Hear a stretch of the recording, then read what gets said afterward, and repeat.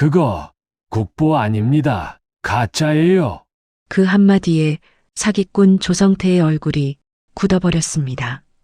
재개발을 앞둔 건물의 세입자들에게 국보급 유물이 발견됐다며 거액을 요구하던 조성태.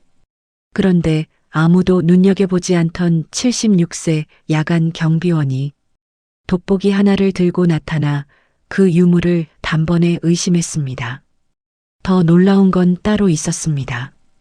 그 노인은 단순한 경비원이 아니었습니다.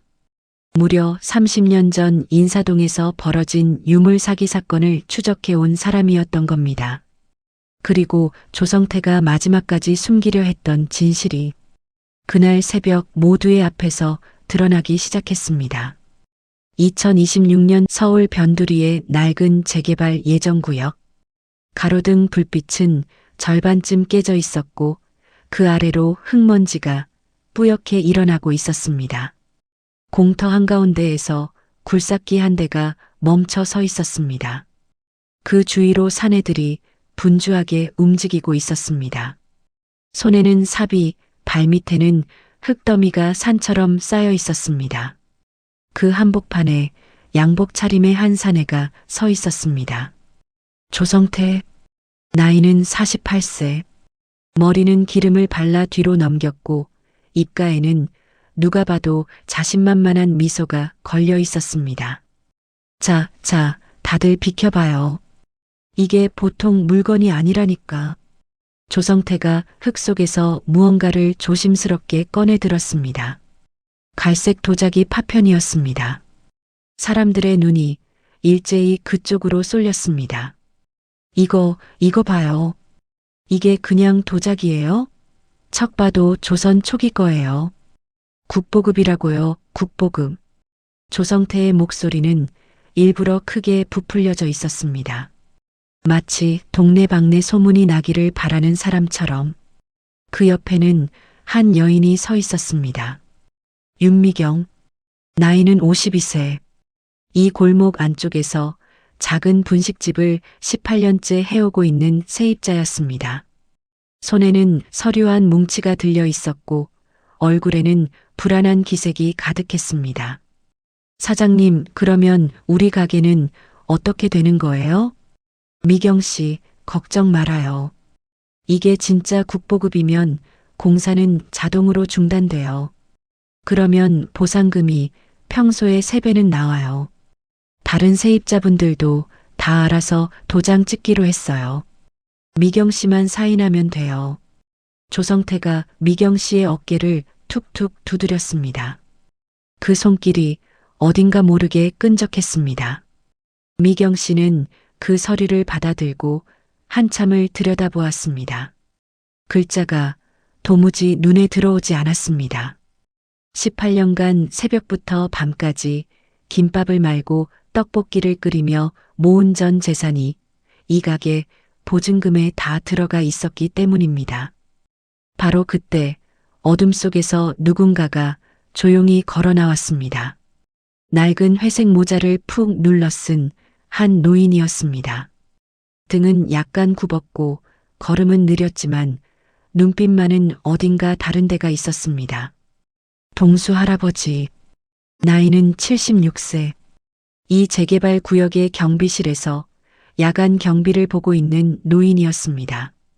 동수 할아버지는 아무 말 없이 그 흙더미 앞으로 다가갔습니다. 그리고 주머니에서 오래된 돋보기 하나를 꺼내 들었습니다. 손잡이는 다를 대로 달아 나무결이 다 드러나 있었고 렌즈에는 잔 흠집이 가득했습니다. 그러나 그 돋보기를 쥔 손은 놀라울 만큼 단단했습니다. 잠깐 좀 보겠소. 동수 할아버지가 조용히 입을 열었습니다. 조성태가 그쪽을 흘끗 쳐다보더니 픽 웃었습니다. 아이고, 경비 영감님. 이쪽은 좀 비켜주셔야겠는데. 여긴 전문가들이 일하는 자리예요. 전문가.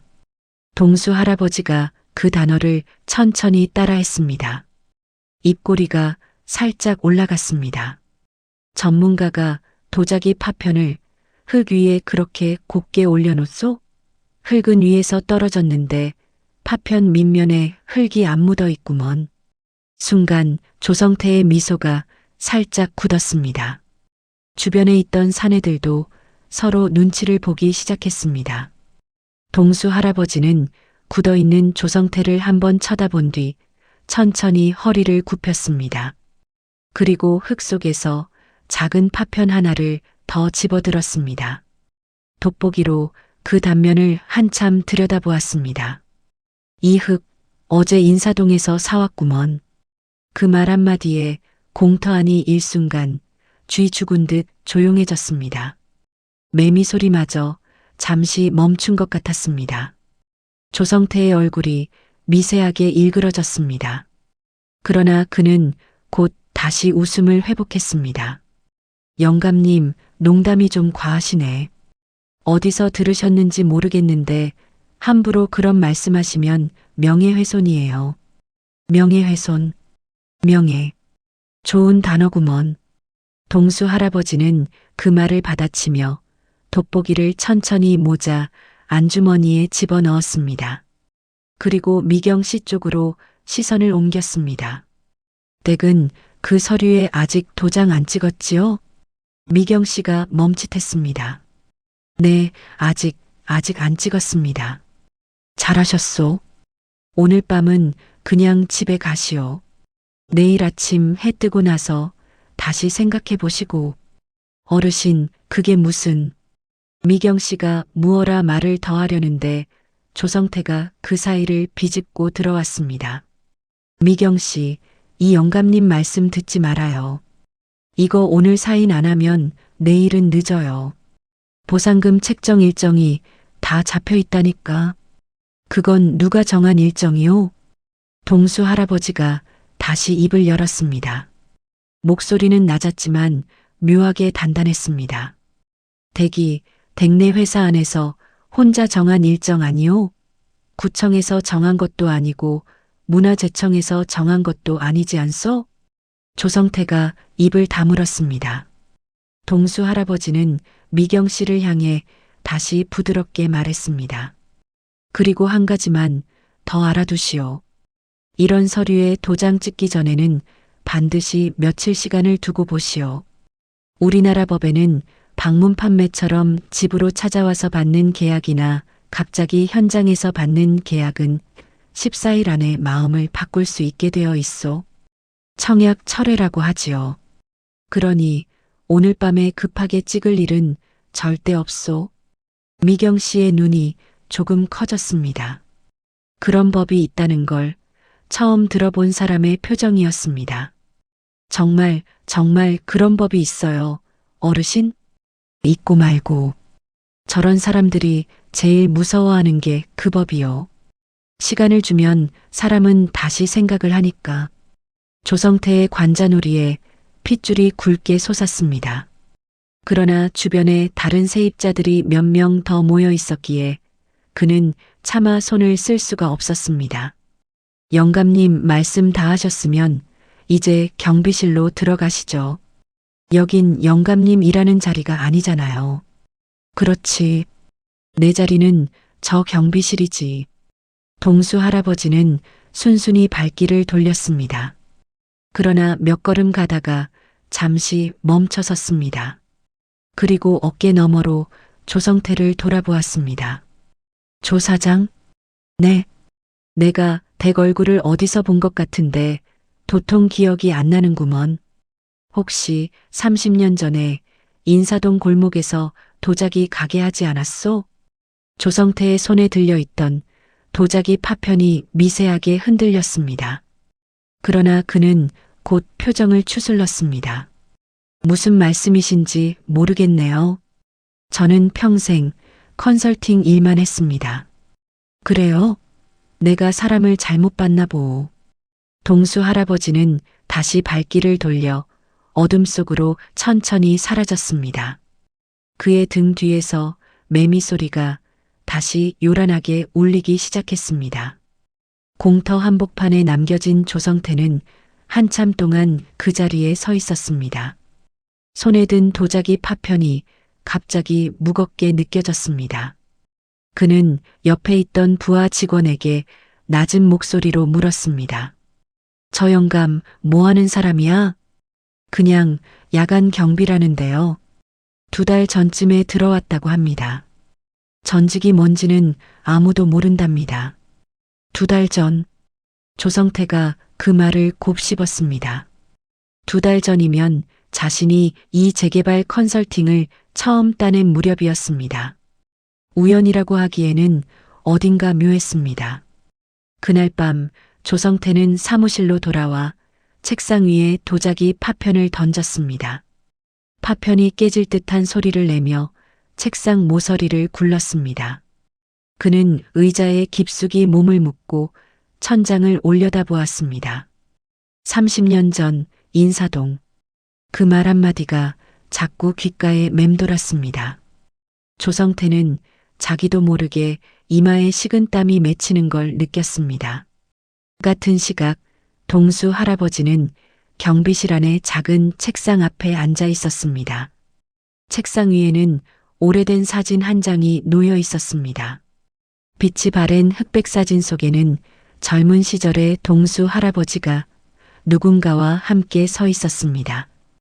양복을 단정하게 차려입고 가슴에는 작은 배지를 달고 있었습니다. 문화재청 특수조사관, 유물위조 전담반. 동수 할아버지는 그 사진을 한참 들여다보았습니다. 그리고 옆에 놓인 낡은 수첩을 펼쳤습니다. 수첩 안에는 깨알 같은 글씨로 무언가가 빼곡히 적혀 있었습니다. 날짜, 이름, 사건 번호. 그리고 그 맨 위에는 굵은 글씨로 한 사람의 이름이 적혀 있었습니다. 조성태. 동수 할아버지는 그 이름 옆에 천천히 작은 동그라미를 하나 그려 넣었습니다. 30년이요. 30년이 지났는데도 자네는 똑같은 수법이구먼. 창밖에서는 매미가 더욱 거세게 울고 있었습니다. 마치 무언가가 곧 시작된다는 것을 알리는 신호처럼. 다음 날 새벽 동이 트기도 전이었습니다. 경비실 창문 너머로 푸르스름한 빛이 막 번지기 시작할 무렵이었습니다. 동수 할아버지는 늘 그렇듯 작은 라디오를 켜놓고 따뜻한 보리차를 한 잔 끓이고 있었습니다. 그때였습니다. 경비실 문이 쾅 하는 소리와 함께 거칠게 열렸습니다. 영감님, 조성태였습니다. 얼굴은 벌겋게 달아올라 있었고 셔츠 단추는 2개나 풀려 있었습니다. 머리는 어젯밤의 그 단정한 모습은 온데간데 없었습니다. 그는 성큼성큼 다가오더니 동수 할아버지의 멱살을 거칠게 움켜쥐었습니다. 어이 영감님, 어제 무슨 말을 했어? 응? 어디서 들은 이야기야? 동수 할아버지는 멱살이 잡힌 채로도 표정 하나 변하지 않았습니다. 손에 든 보리차 잔도 흔들리지 않았습니다. 보리차 한 잔 하고 가시오. 새벽바람이 차요. 지금 보리차가 문제야? 영감님이 뭘 안다고 그래? 이건 국가가 보물로 지정할 귀한 물건이야. 영감님 같은 사람이 함부로 입댈 게 아니라고. 조성태의 목소리가 좁은 경비실 안을 쩌렁쩌렁 울렸습니다. 그러나 동수 할아버지는 천천히 그의 손목을 잡았습니다. 늙은 손이었지만 그 악력이 의외로 단단했습니다.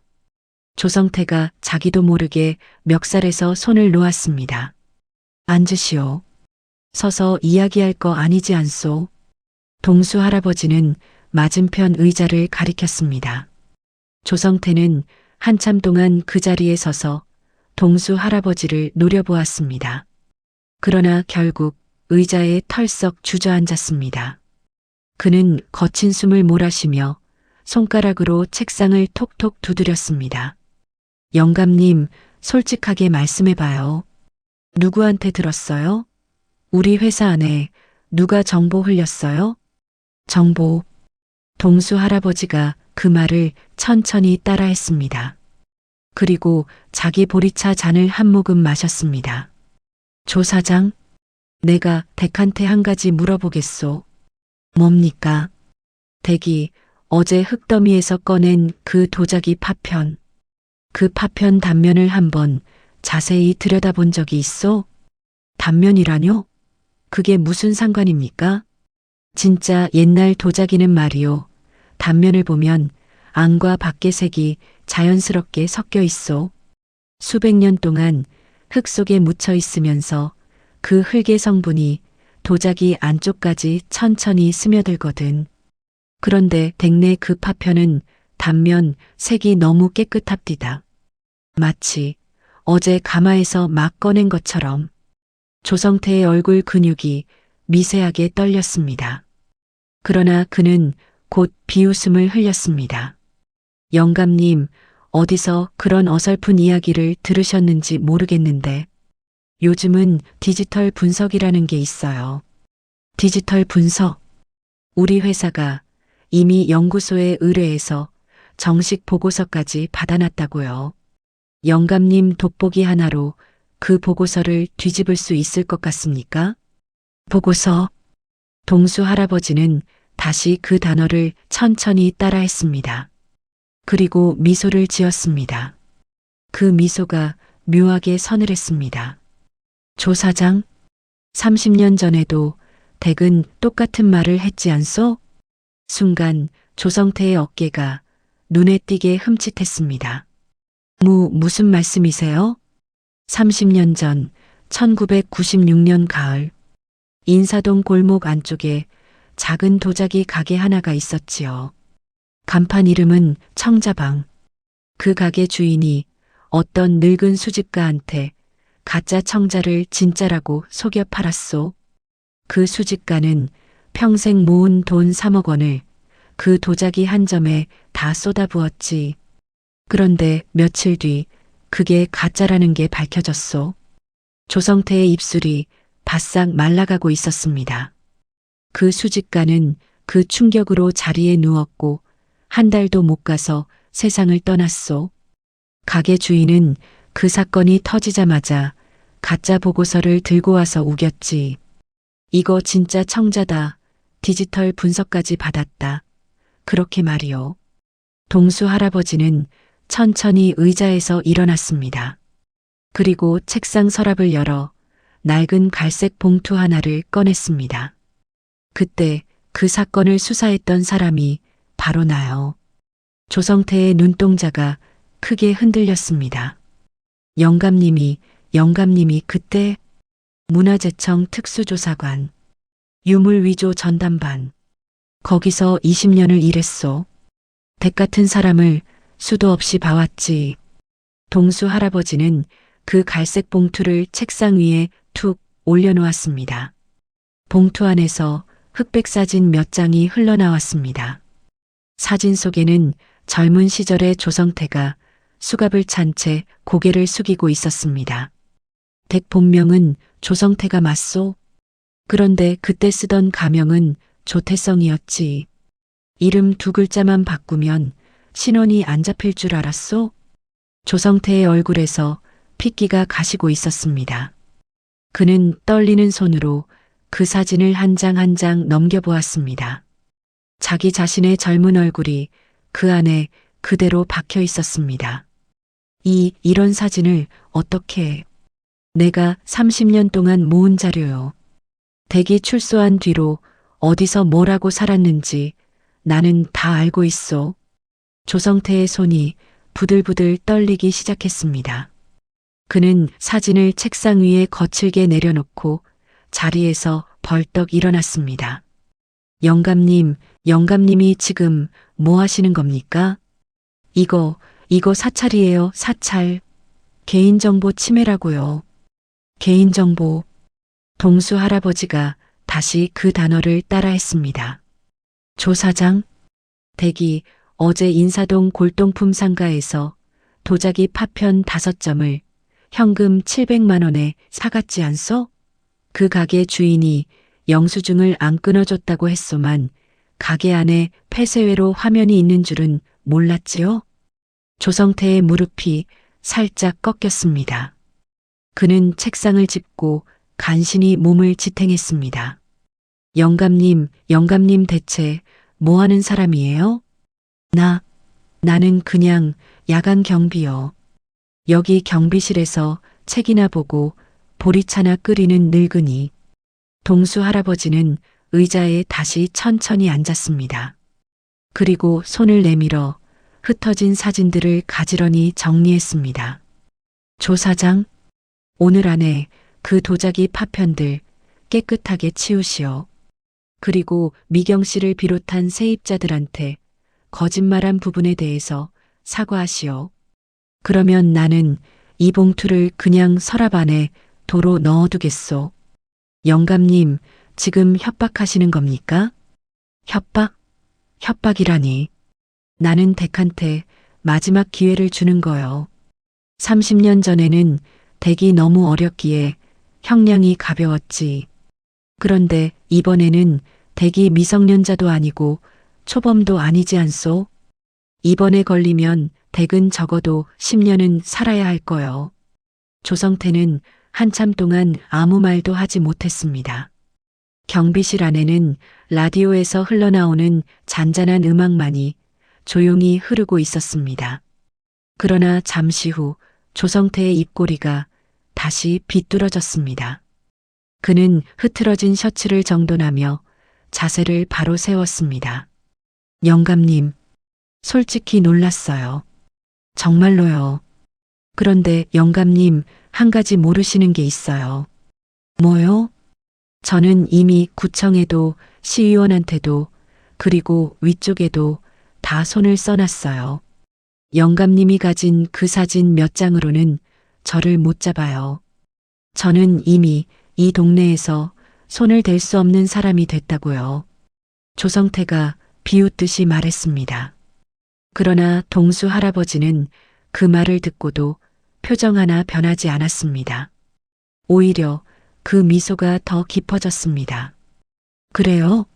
그러면 어디 한번 두고 봅시다. 조성태는 거칠게 경비실 문을 열고 나갔습니다. 문이 쾅 하고 닫히는 소리와 함께 책상 위에 보리차 잔이 살짝 흔들렸습니다. 동수 할아버지는 한참 동안 그 닫힌 문을 바라보았습니다. 그리고 천천히 라디오 볼륨을 조금 더 키웠습니다. 라디오에서는 옛 가요 한 곡이 흘러나오고 있었습니다. 그때 경비실 한쪽 구석에 놓여 있던 휴대폰이 짧게 진동했습니다. 화면에는 짧은 문자 한 통이 떠 있었습니다. 보낸 사람의 이름은 적혀 있지 않았습니다. 그러나 내용은 단 2줄이었습니다. 위원님, 지시하신 자료 모두 준비됐습니다. 오늘 저녁 그쪽으로 보내드리겠습니다. 동수 할아버지는 그 문자를 한참 들여다보았습니다. 그리고 천천히 휴대폰을 내려놓았습니다. 창밖에서는 새벽의 어스름이 서서히 걷히고 있었습니다. 그 시각 골목 입구에서는 미경 씨가 분식집 셔터를 막 올리고 있었습니다.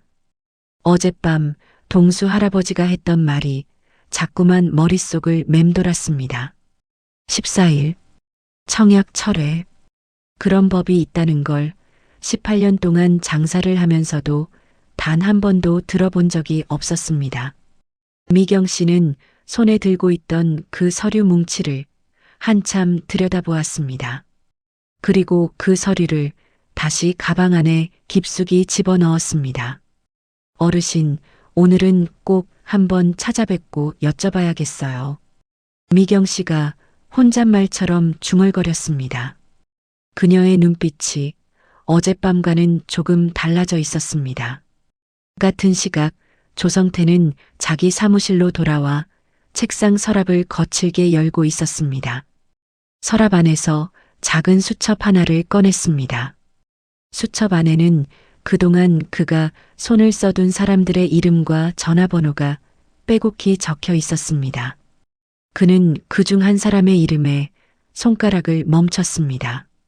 그래, 위쪽부터 움직여야지. 영감님 하나쯤 묻어버리는 거야 일도 아니지. 조성태의 입가에 다시 그 비뚤어진 미소가 떠올랐습니다. 그러나 그는 모르고 있었습니다. 자기 손에 들린 그 수첩 속의 이름들이 이미 누군가의 손에 의해 한 명 한 명 지워지고 있다는 사실을. 그날 오후 동수 할아버지의 경비실 앞에는 작은 무리가 모여 있었습니다. 미경 씨를 비롯한 골목 안세입자 7명. 모두가 어딘가 모르게 불안한 얼굴이었습니다. 손에는 저마다 조성태가 건네준 그 서류 뭉치가 들려 있었습니다. 어르신, 들어가도 될까요? 미경 씨가 조심스럽게 문을 두드렸습니다. 문이 열리자 동수 할아버지의 얼굴이 보였습니다.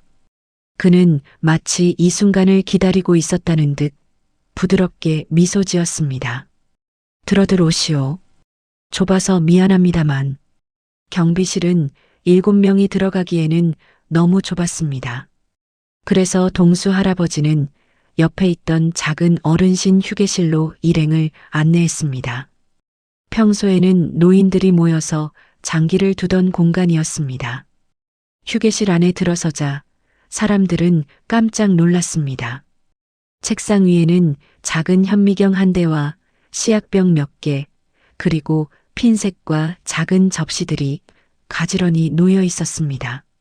마치 어느 연구소의 한 귀퉁이를 그대로 옮겨놓은 것 같았습니다. 어르신, 이게 다 뭐예요? 미경 씨가 눈을 동그랗게 떴습니다. 내가 옛날 직장에서 쓰던 물건들이요. 집에 모셔만 두기에는 아까워서 가끔 꺼내서 닦아두지요.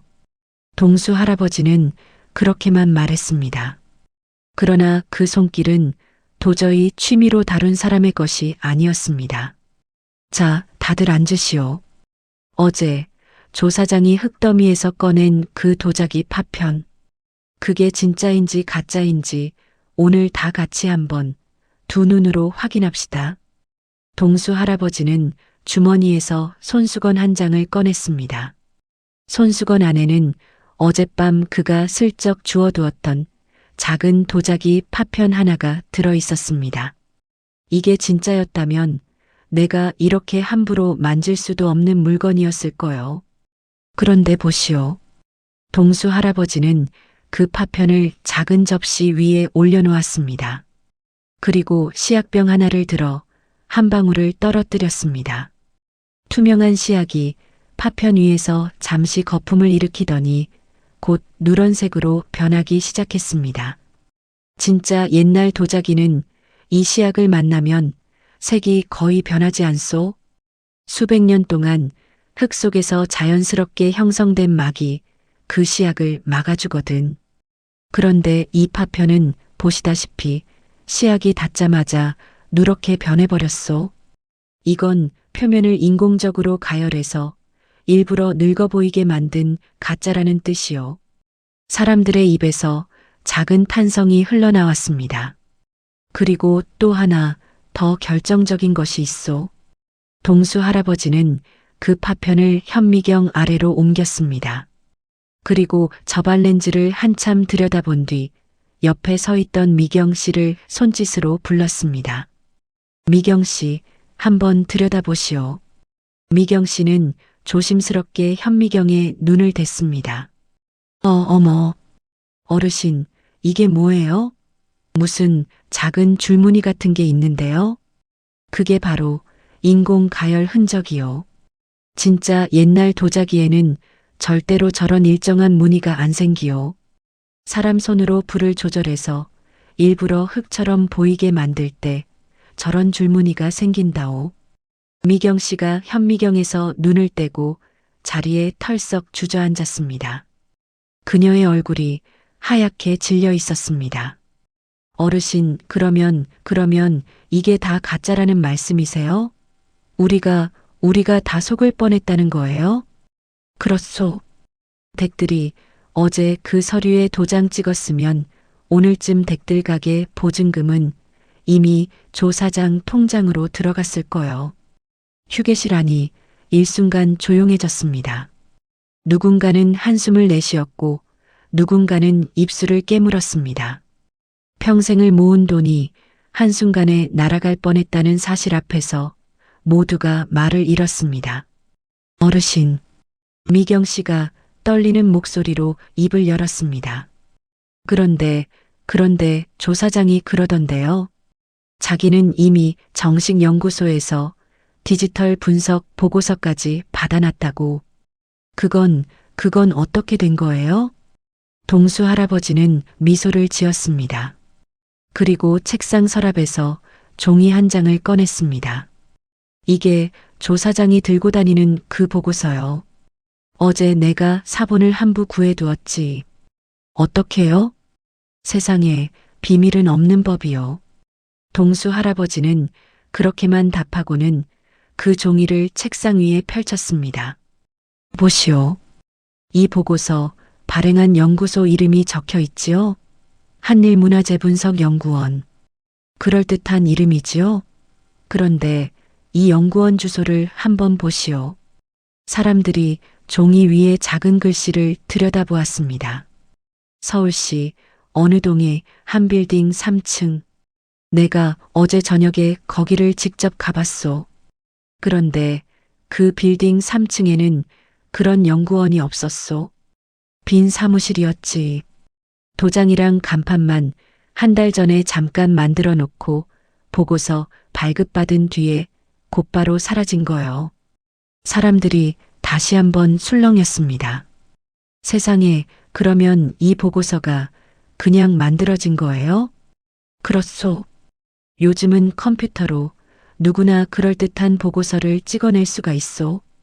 그래서 이런 서류는 받을 때 반드시 그 연구소가 진짜로 존재하는지부터 확인해야 하는 거요. 그리고 또 한 가지. 동수 할아버지는 다른 종이 한 장을 더 꺼냈습니다. 문화재 감정 보고서는 반드시 국가에서 인증한 기관에서만 발급할 수가 있소. 한국문화재감정평가원이나 문화재청 산하기관 같은 곳 말이요. 그 외에 사설기관에서 발급한 보고서는 법적으로 아무 효력이 없소. 그러니 댁들이 받는 서류에 그런 사설기관 이름이 적혀 있으면 그 자체로 일단 의심을 해야 하는 거요. 사람들이 고개를 끄덕였습니다.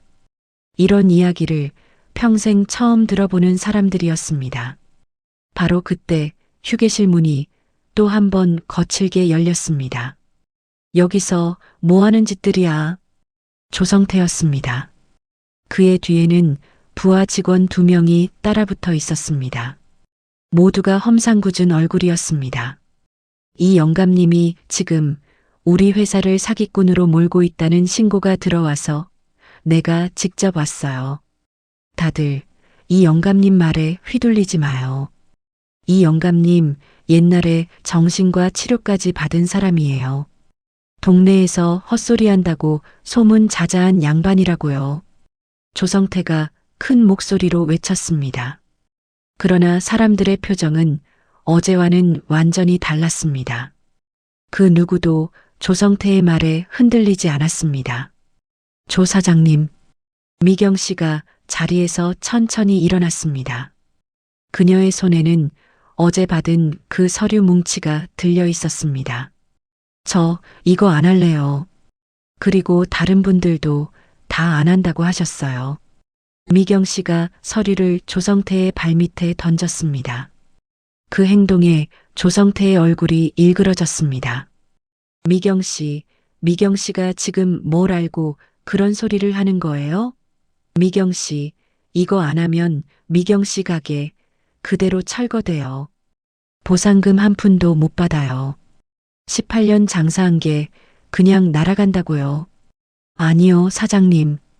18년 장사한 게 날아가는 게 아니라 평생 모은 돈을 사기꾼한테 가져다 바칠 뻔한 거였어요.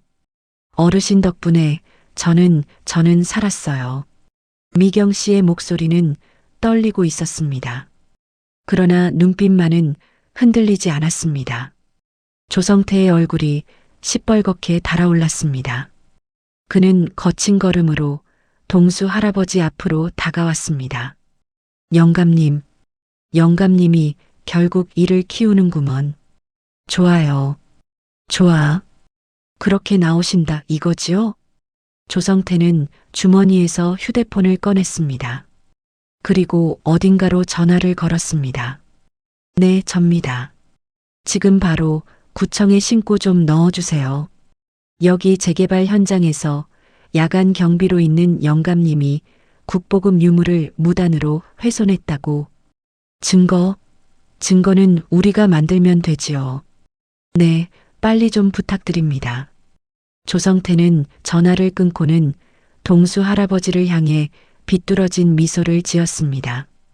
영감님, 1시간 안에 경찰이 여기로 올 거예요. 그때 영감님이 돋보기 하나로 뭘 할 수 있는지 한번 두고 보자고요. 동수 할아버지는 그 말을 듣고도 미소를 잃지 않았습니다. 오히려 천천히 자기 휴대폰을 꺼냈습니다. 그리고 어딘가로 짧은 문자 한 통을 보냈습니다. 문자가 발송되는 그 짧은 순간 동수 할아버지의 눈빛이 어딘가 모르게 깊어졌습니다. 마치 30년을 기다려온 사람이 마침내 그 순간을 맞이한 것 같은 눈빛이었습니다. 조 사장, 동수 할아버지가 조용히 입을 열었습니다. 1시간이면 충분하겠소. 뭐가 충분하다는 거예요? 1시간이면 대기 30년 동안 쌓아온 그 가짜 인생이 다 무너지기에 충분하다는 말이요. 조성태의 얼굴에서 미소가 천천히 사라졌습니다. 그는 알 수 없는 불안감이 등줄기를 타고 올라오는 것을 분명히 느끼고 있었습니다. 같은 시각 광화문에 있는 한 사무실에서는 양복을 단정하게 차려입은 한 남자가 두꺼운 서류 파일 하나를 들고 자리에서 일어나고 있었습니다. 파일 표지에는 짧은 글씨가 적혀 있었습니다. 고동수 위원 의뢰 사건, 조성태 30년 추적 종합보고서. 남자는 그 파일을 손에 들고 빠른 걸음으로 사무실 문을 나섰습니다. 1시간이 채 지나지 않았습니다. 어른신 휴게실 안의 공기는 점점 더 무거워지고 있었습니다. 사람들은 숨을 죽인 채 동수 할아버지와 조성태를 번갈아 바라보고 있었습니다. 조성태는 의기양양한 표정으로 책상 모서리에 걸터 앉아 있었습니다. 손에는 휴대폰이 들려 있었고 시선은 자꾸 시계를 향했습니다. 그는 자기 사람들이 도착하기만을 기다리고 있었습니다. 구청 직원, 경찰, 그리고 자기 편이 되어줄 시의원까지 모든 패가 자기 손에 들려 있다고 믿고 있었습니다. 영감님, 이제 곧 끝이에요. 영감님 같은 늙은이가 세상을 너무 만만하게 봤어. 세상은 말이지 돋보기 하나로 굴러가는 게 아니에요. 돈으로 굴러가는 거지. 조성태가 비웃듯이 말했습니다. 그러나 동수 할아버지는 그 말에 아무런 대꾸도 하지 않았습니다. 그저 천천히 보리차 한 모금을 마실 뿐이었습니다. 바로 그때였습니다. 조성태의 휴대폰이 짧게 진동했습니다. 그는 무심하게 화면을 들여다보았습니다. 모르는 번호였습니다. 그러나 화면에 뜬 발신자 이름을 본 순간 조성태의 손이 살짝 굳었습니다. 문화재청. 조성태는 한참 동안 그 화면을 들여다보았습니다. 그리고 천천히 통화 버튼을 눌렀습니다. 여보세요. 수화기 너머에서 차분하고 단정한 목소리가 흘러나왔습니다. 조성태 씨 되십니까? 네, 그렇습니다만. 문화재청 사범 단속과입니다. 오늘 오후 서울 변두리 재개발 구역에서 발견되었다고 신고하신 도자기 파편에 대한 정식 감정 결과가 나와서 통보드립니다. 조성태의 표정이 미세하게 풀렸습니다. 자기가 미리 손을 써둔 그 결과가 도착한 것이라고 그는 그렇게 믿었습니다. 네. 어떻게 나왔습니까? 고동수 위원님께서 직접 감정 보고서를 보내셨습니다. 조성태의 얼굴이 순식간에 굳었습니다. 뭐라고요? 고동수 위원님이십니다. 문화재청 자문위원이시고 유물 위조 사범 분야에 우리나라 최고 권위자이십니다. 이번 사안의 보고서는 위원님께서 직접 30년에 걸친 추적 자료와 함께 제출하셨습니다. 수화기를 든 조성태의 손이 부들부들 떨리기 시작했습니다. 그 위원님 성함이 정확하게 어떻게 되신다고요? 수 위원님이십니다. 조성태의 시선이 천천히 동수 할아버지에게로 옮겨갔습니다. 동수 할아버지는 여전히 같은 자리에 앉아 보리차 잔을 두 손으로 감싸고 있었습니다. 그 표정은 마치 평생을 기다려온 한순간을 조용히 음미하고 있는 사람의 표정이었습니다. 그럴 리가 없어요. 그 영감님은 그냥 야간 경비라고 했어요. 2달 전에 여기 들어왔다고. 네. 위원님께서는 이번 사건의 현장 조사를 위해 직접 잠입 근무를 자청하셨습니다. 2달간의 조사 자료가 모두 보고서에 첨부되어 있습니다. 조성태 씨, 지금 그 자리에 그대로 계셔 주시기 바랍니다. 사범 단속관들이 30분 안에 도착할 예정입니다. 전화가 끊어졌습니다. 그러나 조성태는 한참 동안 휴대폰을 귀에 댄 채로 그 자리에 못 박힌 듯 서 있었습니다. 휴게실 안의 모든 시선이 동수 할아버지에게로 향했습니다. 미경 씨도 다른 세입자들도 모두 입을 살짝 벌린 채 동수 할아버지를 바라보았습니다. 어르신이 정말로 그 위원님이세요? 미경 씨가 떨리는 목소리로 물었습니다. 동수 할아버지는 천천히 고개를 들었습니다. 그리고 부드럽게 미소 지었습니다. 위원이라는 직책이 뭐 그리 대단한 거라고. 나는 그냥 늙은 감정사일 뿐이요. 하지만 어르신, 왜 그런 큰 분이 여기 야간 경비로 들어와 계셨던 거예요? 동수 할아버지는 잠시 창밖을 바라보았습니다. 햇살이 휴게실 창문을 비스듬히 통과해 책상 위에 길게 드리워져 있었습니다. 2달 전 문화재청으로 익명의 제보 한 통이 들어왔소. 이 동네 재개발 현장에서 누군가가 가짜 유물을 묻을 준비를 하고 있다는 그런 제보였소. 그런데 제보 내용 안에서 한 사람의 이름이 거론되었지. 그 이름이 바로 조성태였소. 동수 할아버지는 조성태 쪽으로 천천히 시선을 옮겼습니다. 조성태는 여전히 그 자리에 굳어 있었습니다. 휴대폰을 든 손이 힘없이 아래로 떨어졌습니다. 30년이요. 30년 전에 내가 직접 수갑을 채웠던 그 청년이 출소한 뒤에도 똑같은 짓을 반복하고 있다는 이야기를 들었을 때 내 가슴이 어땠는지 아시오? 그 사람은 한 번이 아니었소. 인사동에서 한 번, 그 다음에는 양주에서 한 번, 그리고 부산에서 한 번. 그렇게 평생 동안 늙은 사람들의 돈을 갈취해 왔지. 그리고 그 사람한테 속아서 평생 모은 돈을 잃은 노인들이 한둘이 아니오. 조성태의 얼굴이 점점 더 일그러져 갔습니다. 그러나 동수 할아버지는 그를 향해 조용히 그러나 단단하게 말을 이어갔습니다. 그래서 내가 직접 여기로 왔소. 야간 경비 자리는 마침 비어 있었고 모자 하나만 푹 눌렀으면 아무도 내가 누군지 모를 거였소.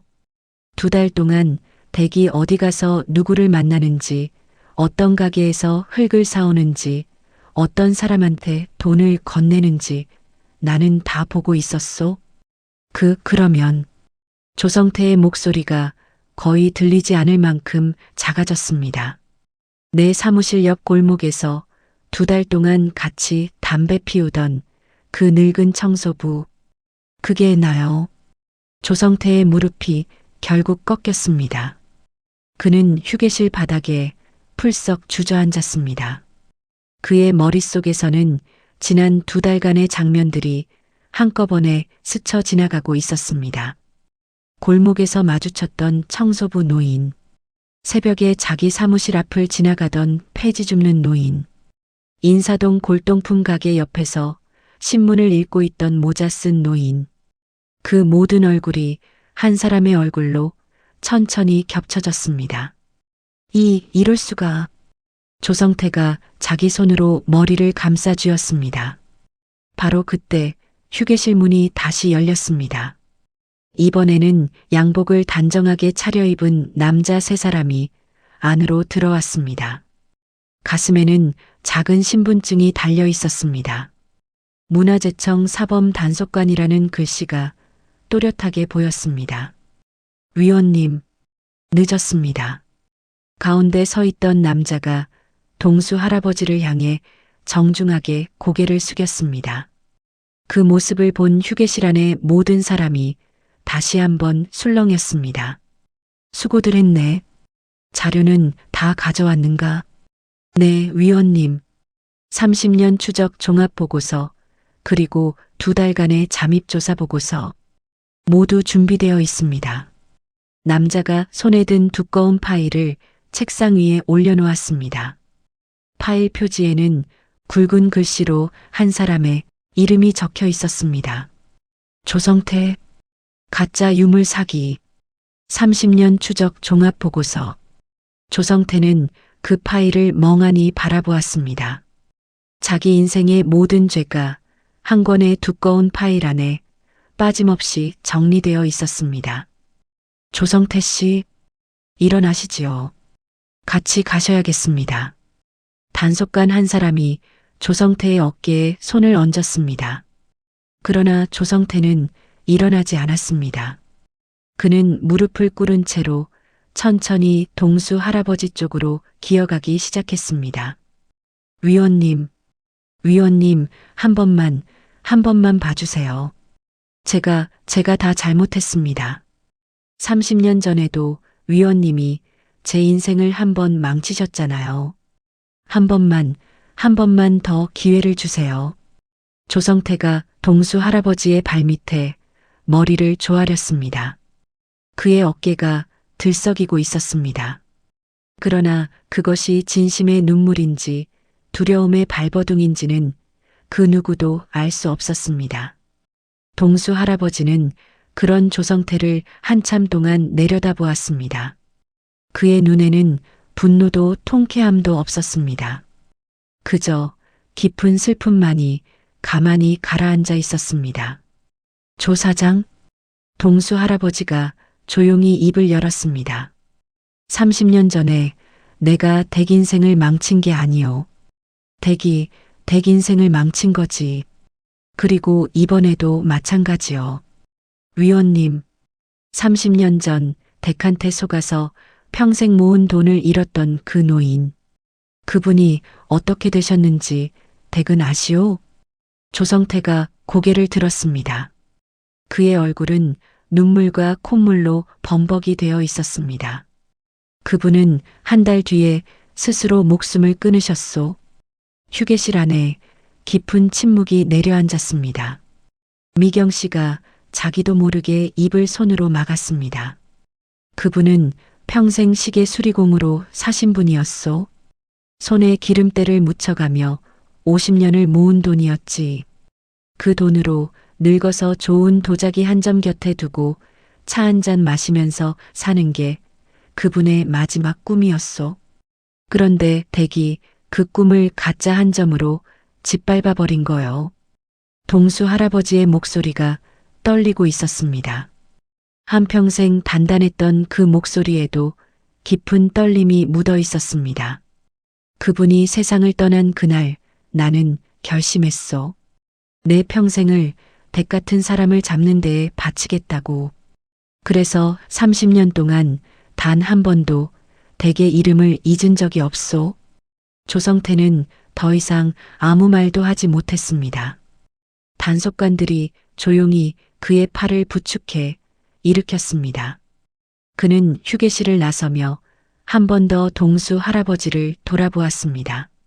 그러나 동수 할아버지는 더 이상 그를 쳐다보지 않았습니다. 휴게실 문이 조용히 닫혔습니다. 창밖에서는 매미가 다시 울기 시작했습니다. 어딘가 처음 들어보는 것처럼 맑은 소리였습니다. 조성태가 끌려간 그날 저녁 재개발 구역에는 오랜만에 고요한 바람이 불었습니다. 매미 소리도 어딘가 한결 잦아들어 있었습니다.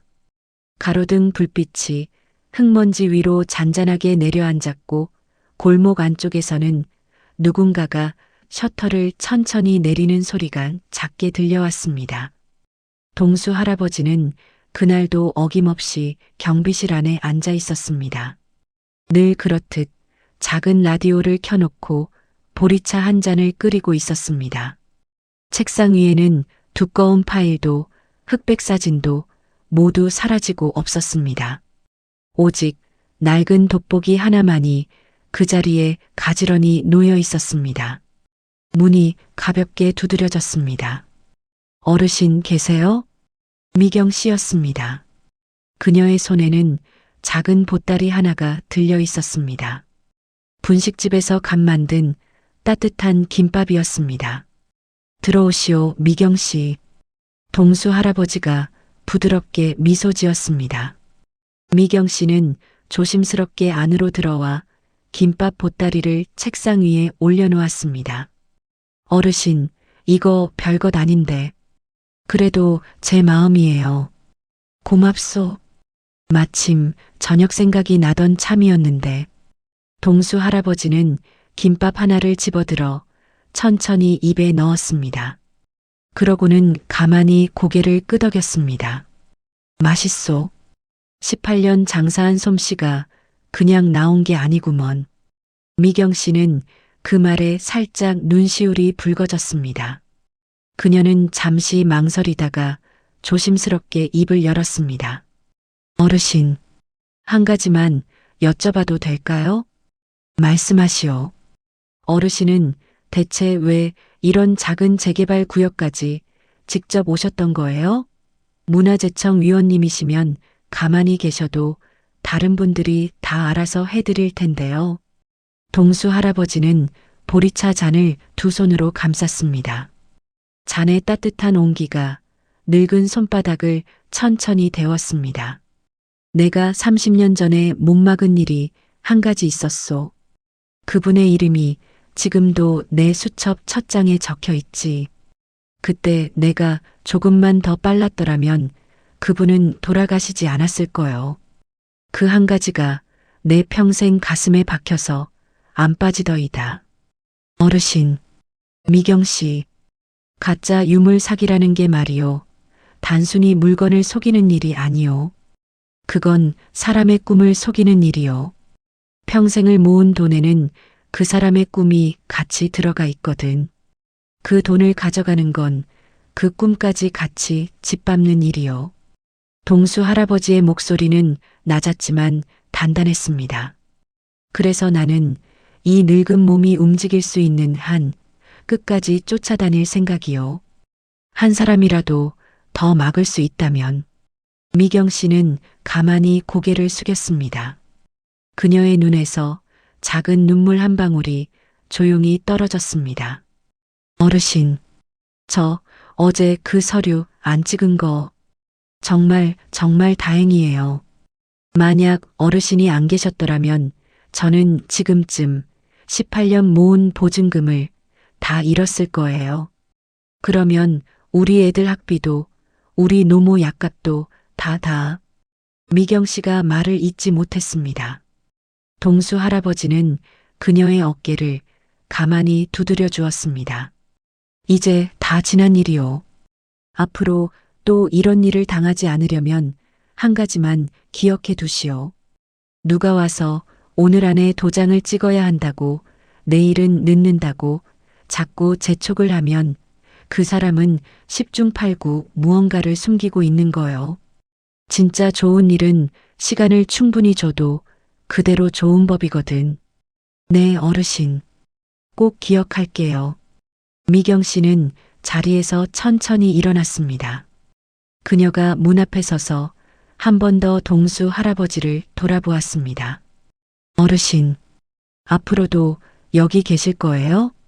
글쎄, 이 일이 정리되면 또 다른 곳으로 가게 되겠지. 어디든 댁 같은 사기꾼이 있는 곳이면 거기가 내 자리요. 미경 씨가 환하게 웃었습니다. 그 웃음이 18년 만에 처음으로 마음 깊은 곳에서 우러나온 웃음이었습니다. 어르신, 부디 건강하세요. 어디 가시든 꼭 다시 한번 우리 가게에 들러주세요. 따뜻한 김밥 더 맛있게 말아드릴게요. 그러리다. 약속하지요. 미경 씨가 조용히 문을 닫고 나갔습니다. 경비실 안에는 다시 동수 할아버지 혼자만이 남았습니다. 동수 할아버지는 한참 동안 그 자리에 앉아 있었습니다.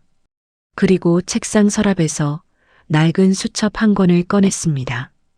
수첩의 첫 장에는 30년 전에 적어둔 한 사람의 이름이 빛바랜 글씨로 남아 있었습니다.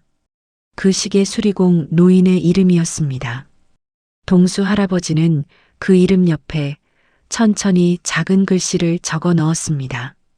오늘 그 약속을 한 가지 더 지켰습니다. 부디 편히 쉬십시오. 그는 수첩을 조용히 덮었습니다. 그리고 책상 위에 놓인 낡은 돋보기를 손에 들었습니다. 손잡이는 다를 대로 달아 있었고 렌즈에는 잔 흠집이 가득했습니다. 그러나 그 돋보기는 30년이 넘는 시간 동안 단 한 번도 거짓을 비춘 적이 없었습니다. 동수 할아버지는 그 돋보기를 부드러운 손수건으로 천천히 닦았습니다. 그러고는 안주머니에 깊숙이 집어넣었습니다. 창밖에서는 매미 소리가 다시 잔잔하게 울리기 시작했습니다. 끈적했던 초여름 밤 공기는 어느새 한결 부드러워져 있었습니다. 골목 어귀에서는 누군가가 늦은 저녁을 짓는지 구수한 된장찌개 냄새가 바람을 타고 흘러왔습니다. 동수 할아버지는 자리에서 천천히 일어났습니다. 그리고 경비실의 작은 등을 가만히 껐습니다. 어둠 속에서 라디오에서 흘러나오는 잔잔한 옛가요 한 곡만이 조용히 흐르고 있었습니다. 그날 밤 재개발 구역의 모든 사람들은 오랜만에 깊고 편안한 잠을 잤습니다.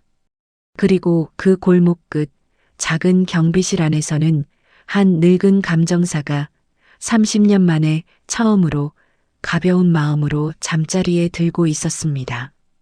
그가 오랜 세월 가슴에 품어왔던 그 무거운 짐 하나가 마침내 내려진 밤이었습니다. 여러분, 오늘 이야기 어떠셨나요? 세상에는 겉으로 보이는 모습이 전부가 아닌 사람들이 참 많습니다. 시장 구석에서 돋보기를 들고 있는 평범해 보이는 노인이 사실은 평생을 정의를 위해 살아온 분일 수도 있고, 옆집 친절한 청소부 어르신이 사실은 누군가의 인생을 지켜주고 있는 수호자일 수도 있습니다. 그리고 또 한 가지, 누군가가 우리에게 오늘 안에 도장을 찍으라고, 내일은 늦는다고 자꾸 재촉할 때에는 한 번 더 멈춰서서 깊이 생각해 보시기 바랍니다. 진짜로 좋은 일은 시간을 충분히 들여도 그대로 좋은 법이니까요. 그리고 우리 곁에는 동수 할아버지처럼 우리를 조용히 지켜봐주는 따뜻한 어른들이 분명히 계신다는 사실도 함께 기억해 주시면 좋겠습니다. 오늘도 어딘가에서 누군가의 평생을 지키기 위해 묵묵히 돋보기를 들고 계실 그 모든 어른들께 깊은 존경과 감사의 마음을 전합니다. 구독과 좋아요는 이야기 만드는 데 큰 힘이 됩니다. 긴 영상 함께 해주셔서 진심으로 감사드립니다.